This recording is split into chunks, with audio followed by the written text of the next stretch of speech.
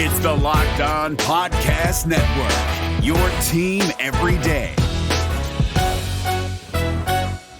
So hype right now. Anything's possible. I'm on mama. I'm on my lady, ma. Anything's possible. Rain and Jay's back with the vengeance. All the real Celtics fans in attendance. This the truth like 34. This like walking in the garden when you hear the roars. The crowd goes crazy. Most in-depth coverage on the daily. Mainly podcast royalty, the content kings. When you talking about the franchise with 17 rings. Focus like Danny at the deadline. Global with it, got a local feel like the red line, the blue line, the green line. Play it in between time. I'ma throw my C's jersey on in the meantime and press play. When the F's done, I can't wait until the next day. Trying to stay in tune with the C's, that's the best way. Melly.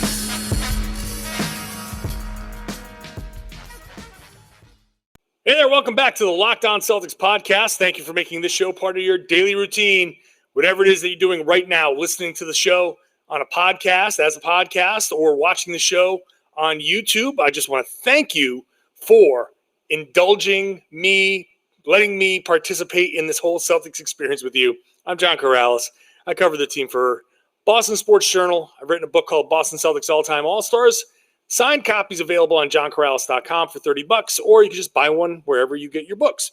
All right, I am coming to you after the Boston Celtics beat the Atlanta Hawks in the season opener against the Summer League opener against the Atlanta Hawks. And we had Yam Madar's debut. I'm going to talk about that right away. We had Payton Pritchard going off. We had a bunch of other guys that we want to talk about. Aaron Nesmith, Romeo Langford.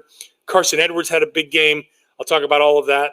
And then in the last segment, haven't podcasted since Jayson Tatum won his gold medal. Team USA winning gold in Tokyo. We're going to talk about all of that stuff here. But I got to start here with Yam Madar, who made his debut, his official debut for the Celtics. I use air quotes. You're seeing it on the YouTube page because it's not really a debut. He's not really debuting for the Celtics, but he's wearing a Celtics jersey. It's Summer League. It's nothing official, but there it is. He played 17 minutes, 4 of 6 from the field, 0 of 2 from 3, 8 rebounds, 2 assists, 2 rebounds, a nice debut for Madar. And part of the reason why it was a nice debut is he came in with the team down, and I think they were down 10-0. They had gone 0 for 8, I believe, at that point from the field. They were really, really struggling.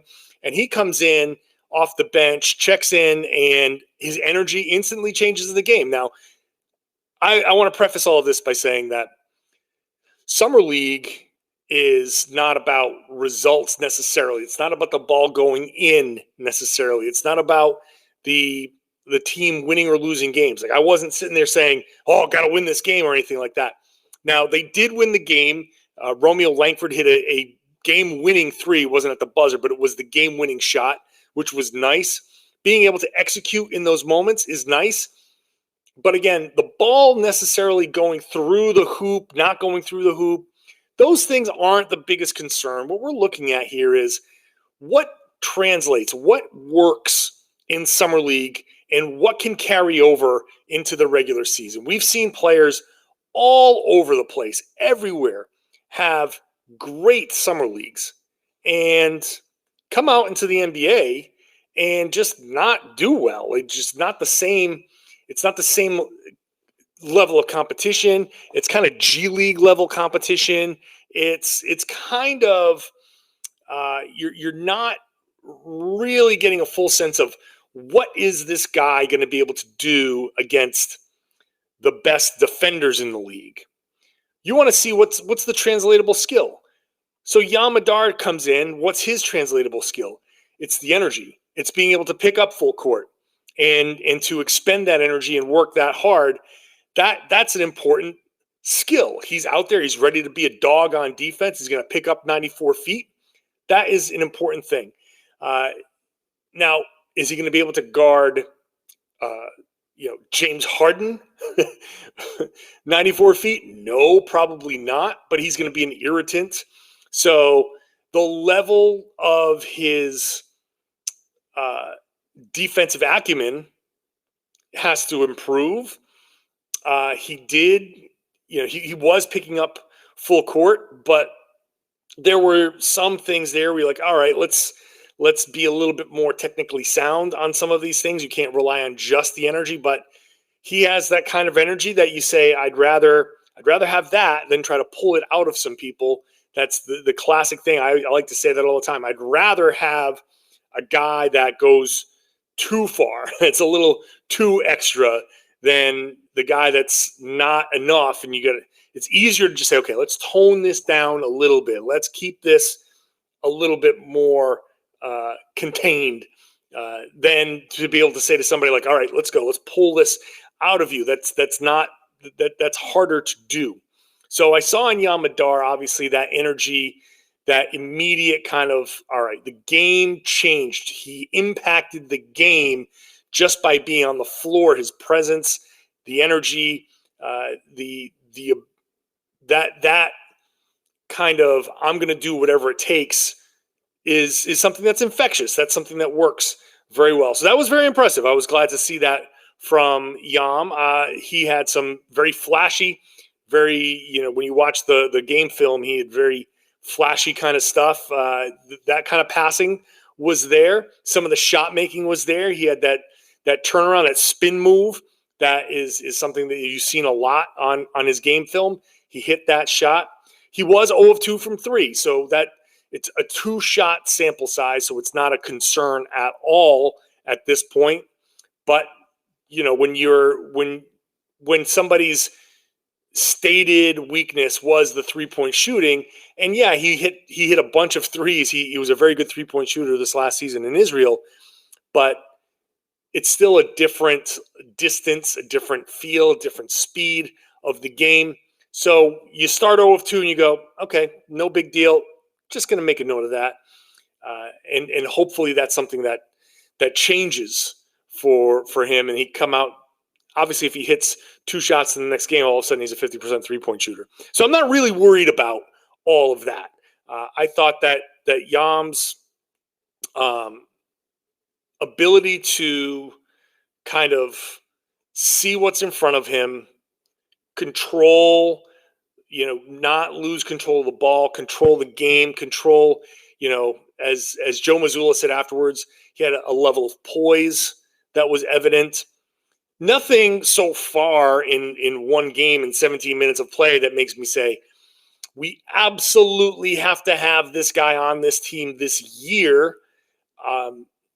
If the difference between getting that third star and Brad Stevens executing that plan that he has, if part of that difference is you keep Yam Madar overseas for a year and you know that coming in next year, that extra $1 million, $2 million, whatever the number is going to be, $1.5 million, if that's the difference between being able to sign a Bradley Beal or your third star and having to trade somebody away in order to make that cap space, then I would rather have Yam Madar play in Israel for another year or wherever for another year. Hone your skills, get a little bigger. He does look a little thin. Get a little bit more muscle on you. Work on some of those fundamentals. Work on the foot positioning defensively. Work on just a little more solid fundamentally. I'd rather have that than get him onto a team this year. Acknowledging fully that his energy, his ability to come in and change the game, much like Robert Williams has come in and changed games with his energy, I think Yam Madar has the potential to be that rookie kind of energy guy that can come in and be like, all right, well, I'm going to sit here with next to Marcus Smart, and we're going to be 2 Bulldogs defending like crazy. Let's go do this. That can certainly win the Celtics probably 2-3 games this season, just his energy alone.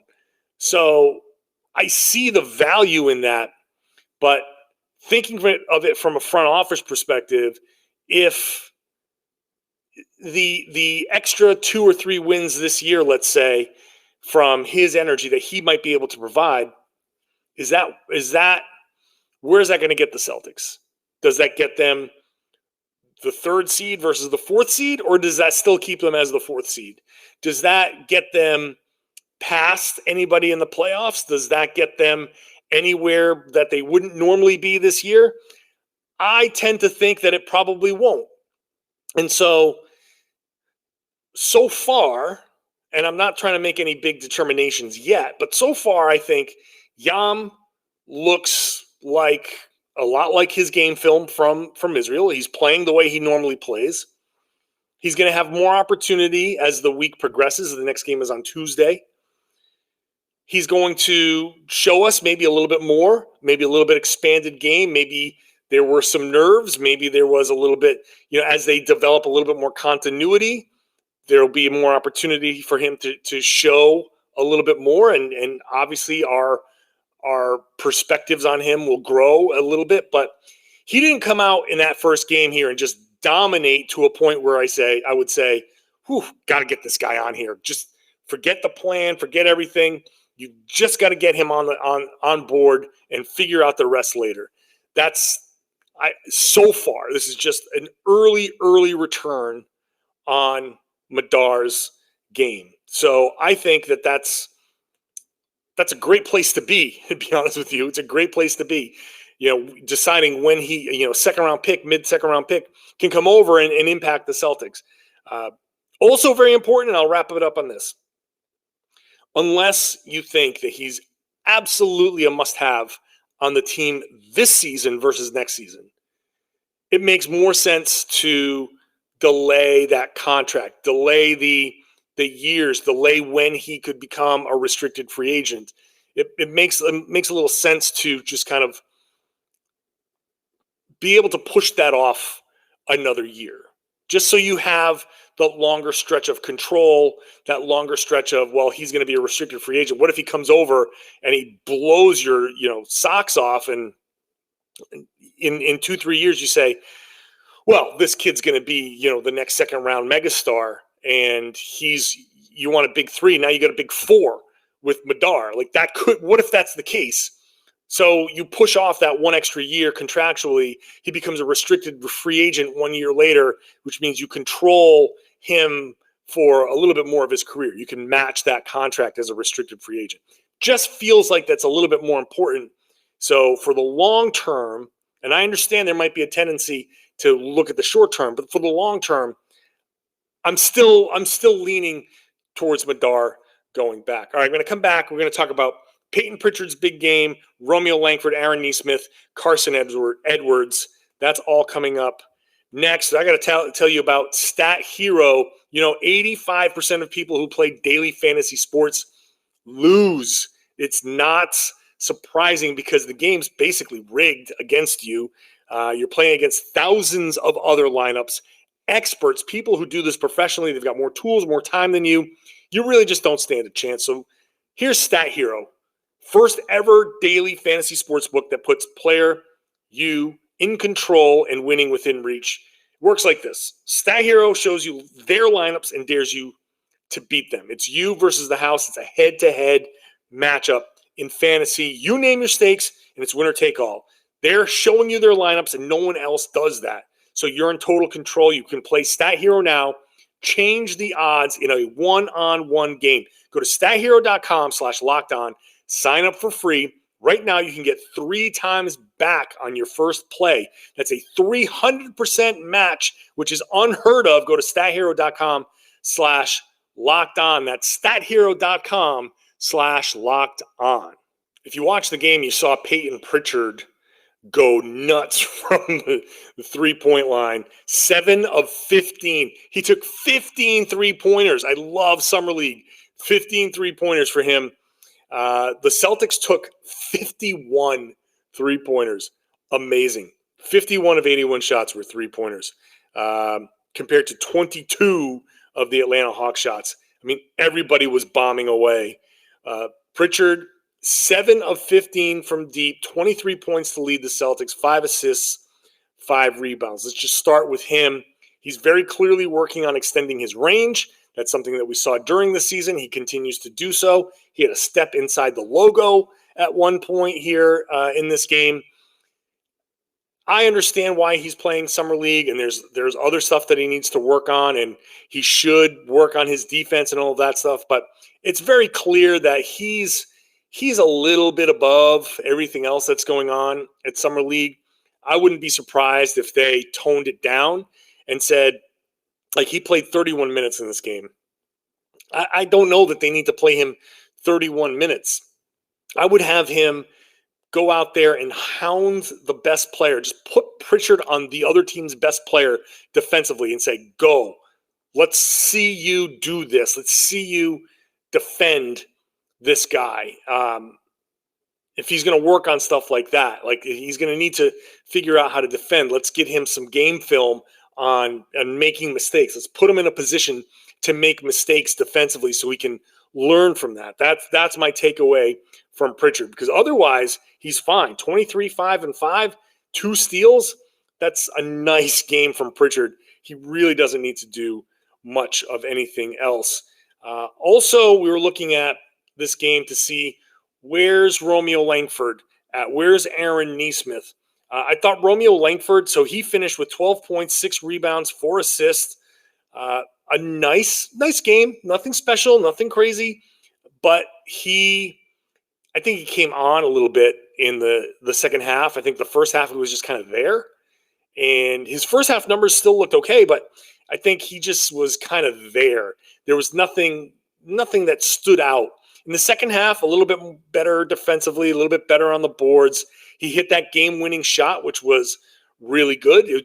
To have that shot go to him, to have Pritchard see him and say, oh, that's my guy in the corner. Boom, get out there. He took that shot. Now, maybe you could have said they should have worked it for a little bit different amount of time on the clock. And, sure. But at that point, it doesn't necessarily matter.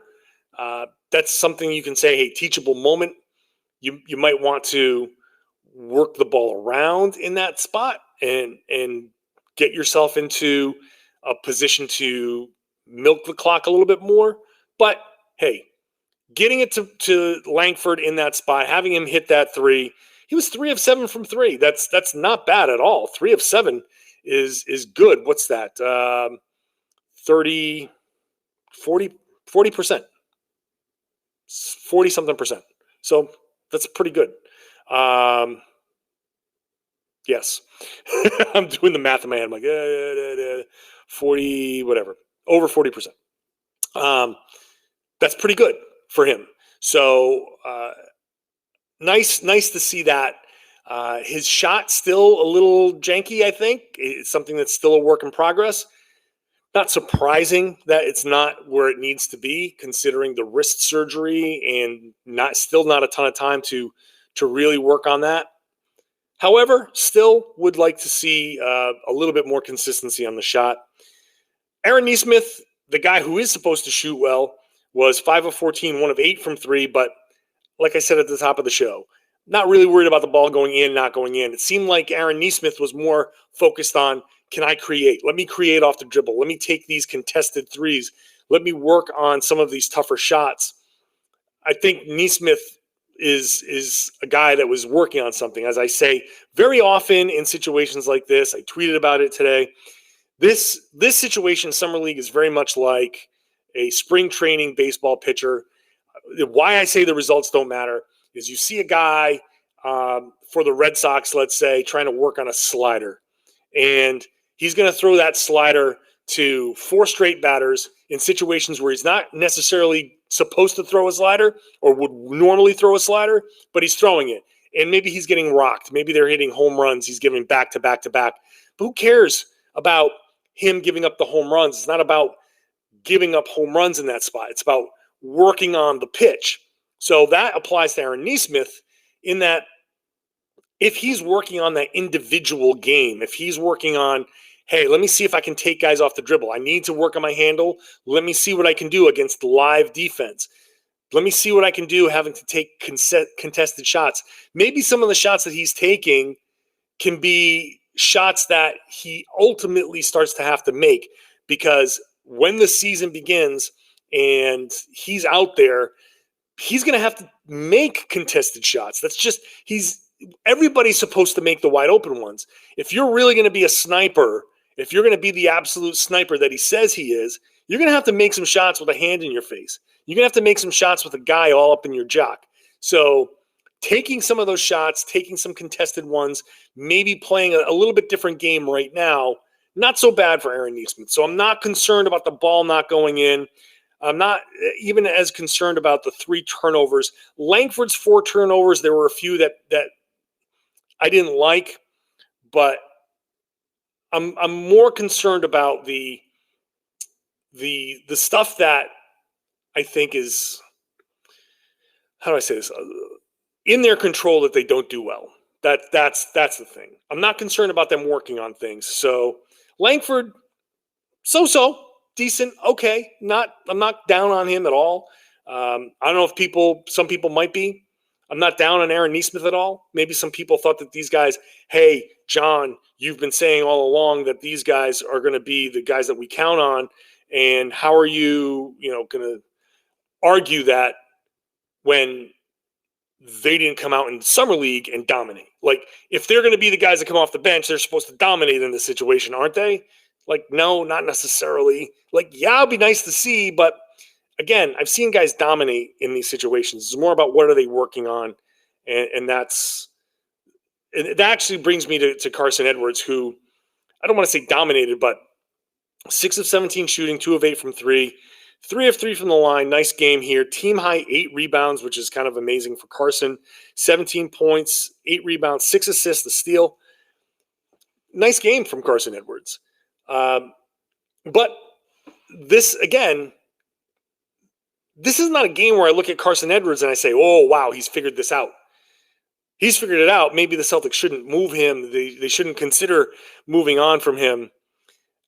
Carson Edwards played well, but he played 30 minutes. And I think that this is, if I'm looking at the big body of work from Carson Edwards, the body of work that I see is a guy who, when he gets those 30 minutes and he has ample opportunity to have the offense flow through him, he'll find a way to catch fire.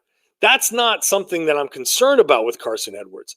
My biggest concern is that he's not going to have 30 minutes, and he's not going to have the ball in his hands, and he's not going to have the offense flow through him like it did here. And frankly, against lesser competition. But the knock on Carson Edwards is that he needs that time. He needs the usage to be high for his production to be high. He can't produce right now on low usage. So I look at this game and I say, great, good for Carson Edwards.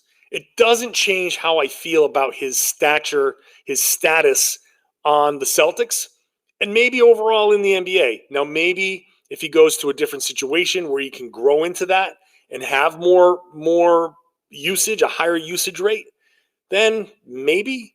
But I don't think that the NBA is where Carson Edwards is going to have that high usage. If this is true, if my assessment of this is accurate, then I feel like Carson Edwards is more suited for an international game.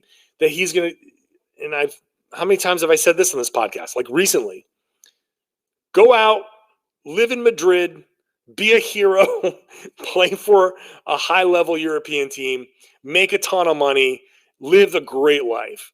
I think that's just more the route for Carson Edwards.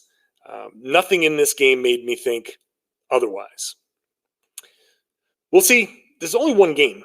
But we're looking for these signs. These are the signs that I see. Up next, Jayson Tatum, gold medalist. Hello. And he actually, after kind of an up and down, mostly down Olympics, was very up in this game. So in the gold medal game. So I'll talk about that after I tell you about Built Bar. You know what I say about Built Bar, best tasting protein bar on the market. And I just happened to go over to built.com, and guess what they have? Rocky Road, brand new flavor. Rocky Road with marshmallow and almond. It's a special limited time only while supplies last. And if you go and check it out, 150 calories, so low calorie on the new Rocky Road. The protein, 17 grams of protein. That's ridiculous. 6 grams of sugar. That's very low. These protein bars, these Built Bars with these great flavors are all low calorie, high protein, low sugar, low carbs. I can't recommend them enough because you want to get that protein in your body. If you're working out, or if you need a snack along the way, you need to get the good stuff in your body without the bad stuff, because anybody can put protein in something, but it comes along with the bad stuff. Built Bar, the bad stuff's not really there.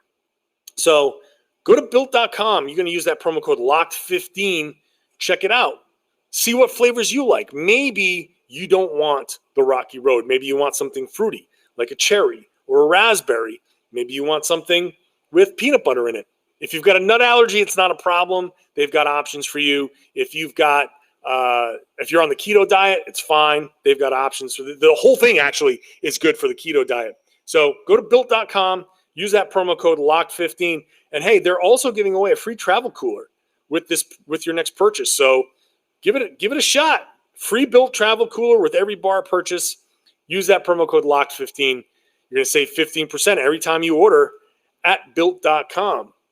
Pile up those savings. You can go to BetOnline, which is your fastest and easiest way to bet on all of your sports action. You can even bet on Summer League if you're so inclined. That's something that people do. Not what I do, but hey, no judgment here. It's fun. If you want to do it, go for it. You can bet on international sports. You can bet on soccer. You can bet on whatever. The Olympics, whatever. The Olympics are done, but you could have bet on the Olympics. So head on over to BetOnline. Use your laptop. Use your mobile device. It doesn't matter.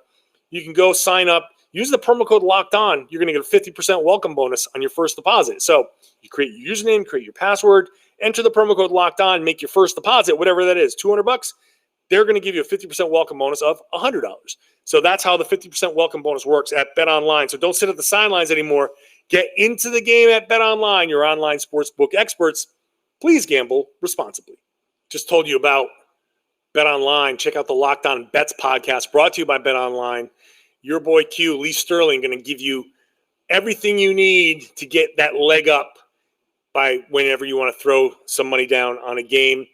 Their locks, their wrong team favored, all of that. Check out Locked On Bets. Congratulations to Jayson Tatum, Team USA, winners of gold medals in Tokyo.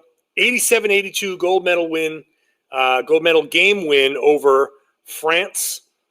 Overcame a big game by Gershon Yabusele, or Yabusele, I guess. I don't know how they're pronouncing it now, but Yabu had 13 points. That was nice. We got Yabu and Poirier in there. Celtics all over the place. Tatum was fantastic off the bench. Best game of the tournament to me. I think he had a bigger game a couple games ago, but for him to come in this game, clutch gold medal game, great. Now he had ups and downs in this tournament. I think he didn't shoot particularly well overall. He had this shooting game, 19 points on 8 of 14, 3 of 5 from 3, 7 rebounds, a steal. This was a fantastic game. He had one other big shooting game that kind of skewed his percentages, but I think I don't want to say struggled, but he had to find a certain role here. Him coming off the bench to support Kevin Durant, who had 29 points, 6 rebounds, 3 assists.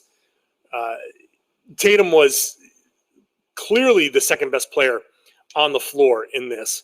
So congratulations to Jayson Tatum. I think this is a fantastic way for him to end the tournament, obviously on that high note, to find that within him to have this game in a clutch moment is obviously, from a Celtics perspective, very encouraging. You see your star player go out there, accept a role to come off the bench, play that role to the best of his ability throughout the tournament. Sometimes it was good, sometimes it wasn't. And then he goes off in the gold medal game and has a huge performance that the Team USA needed every bit of. They needed every bit of what Tatum gave them. And so that was just great to see. Great to see the joy in his face. You know, I'm around Jayson Tatum a lot. I see Jayson Tatum as much as, I think, almost as much as his family sometimes. When we're on the road and we see each other more often than I think some of his friends, which I'm sure he wishes was not the case. I see Tatum. I see how he controls his emotions. He's a certain way with his teammates. He's definitely a certain way with the media, which I totally understand. In his walk-off interview, you can see the actual pure joy in his face that he was ready to bust, and he was trying like hell to control himself and be media Jay out there, but he, couldn't let gold medal Jay, as he's calling himself, come through a little bit. You could just see the smile on his face. It's funny to see the actual Jayson Tatum come through because he does try to control himself. And again, I don't blame him for doing that. There's a certain, you got to act a certain way as a star. And with the media, I know how it goes. You say the wrong thing and people want to take it and fly with it. And people like to take little chunks of what you say rather than the whole of what you say. And it comes out as a tweet. I tweet things out. A lot of times he says something interesting and I'll tweet it out. And then people react to the tweets. And I don't do it as much as some other people, and especially I've gotten away from it a little bit more when I can't give the full context because people just react to the tweet. And the tweet goes viral and they're like, oh, yeah, great. I got likes and retweets. But what does that get me? Doesn't make people read the full story. Even if I respond to that or quote tweet myself with the full context, people don't respond to that. They respond to the quote, the little quote. So I can understand why players don't want to give those little quotes because it goes out and it spreads and they have to come back and defend themselves. I get it. This is kind of a screwy time in media with social media and all of that stuff. But Tatum got to let himself go a little bit and enjoy that moment. And it was good to see. It was good to see the pictures and the videos from inside the locker room, him having that champagne celebration. You know that he's like dying to have one of those in Boston now. And the best part of all of this is Tatum comes back from Tokyo, and what's the first thing that he does? He stops by Jaylen Brown's event for his, Juice Foundation and, swings by and hangs out with Jaylen Brown and lets Jaylen Brown wear the gold medal. Like, that's all of the crap that you've heard about Tatum and Brown. Oh, they play together, but they don't really like each other that much. They're not buddy-buddy. Like, I think that just kind of blew a big hole through that whole concept that they're not buddy-buddy. Like, even if they're not, like, best friends, here's a dude, comes back from the Olympics, lands, goes directly to Jaylen Brown's event, and they're hanging out together, the two teammates, the two pillars of the franchise. And people want to say, well, that's not going to last. They don't like playing, or they don't really like each other. It's right there. So I think from a Celtics perspective, there's your proof right there. So huge week for Jayson Tatum. Huge to see that celebration. Huge for him to have it with Ime Udoka there. The trash talk, if you saw some of Kevin Durant's Instagram Live, the trash talk, Durant sitting there with Patty Mills saying, oh, we're going to be a problem for Boston. And, Tatum swears at Kevin Durant and Udoka comes in. It's like, yeah, we know how to shut down Patty Mills. Like that's that little fun kind of thing. Like that Tatum and Udoka get that moment there. I like where this is going. I do like where that's going. We've spent a lot of time last week kind of rightly worried about what the plan is for the Celtics and still worried about the total impact of what the Celtics are going to suffer by going through this transition, this bridge year. It's not great, but Tatum is improving. And I'm sorry to the people. I know I have a bad habit on the podcast of addressing people on Twitter who probably don't even listen to the podcast, but I said that Tatum needs to improve his handle so he can, he can level up. And people, like, there's a segment of the fandom that's like, what do you mean? How can he level up? If you don't think Tatum can get better, if you think this is the best that Tatum can be at 23, then you're actually disrespecting Jayson Tatum by sitting there saying, like, this is as good as he's going to get. He doesn't need to do anything. He's already great. Like, no. For me, I'm just saying this from a pure player perspective. When my coach used to say, when he used to get on me, and he used to get on me pretty good, he'd tell me, he's like, you know why I get on your ass? And I'd be pissed off. He's like, because I know you have more. I know that you have more to give. If I thought that you had maxed out what you can give us, then I wouldn't be saying this, because I know that you don't have anything else. But I get on you because I know that there's more that you can do. And that's how I approach things. When a player is who he is, then I'm not going to get on him as much. Tatum has levels to reach still. Shot selection still can be improved. Handle definitely can be improved. The turnovers as he's driving, yeah, they've gotten better, still can improve. He can still level up. And if you think that Tatum is already great and whatever, that next there's another level for him to go. So I like that he's gone through everything with Team USA the way he did, that he had to accept the role, that he played with those players, they had conversation with those players, all of it. I like that he was there with Udoka. I like that they've already gotten a head start on their relationship. He's already working on how he wants Tatum to play when he's in Boston. This is all good stuff. There might be a little turbulence as this Celtics flight changes paths, but at some point that turbulence is going to give way to, I think, clear skies. Hopefully without any or too much collateral damage to the rest of the roster. That's all. All right, I'm going to wrap it up. There's a lot more to get to this week. I'm still going 5 days a week. I think in September, prepare yourself if you're a regular listener or a regular watcher on YouTube. I think in September I might drop down to 3 days a week for the month of September before they ramp back up. So, but right now for August, for now, I'm going 5 days a week still. This is going to be a daily podcast. Once the season restarts, it's going to be a 5 day a week podcast again. So very few days off for the Locked On Celtics podcast. So make sure you're subscribed. Summer League continues all week long, and I'll be doing podcasts all week long. So if you're not subscribed, please do so, especially on YouTube, where the subscriber base continues to grow. And of course, share the podcast. Tell your friends that they should be listening to and watching the Locked On Celtics podcast here on the Locked On Podcast Network.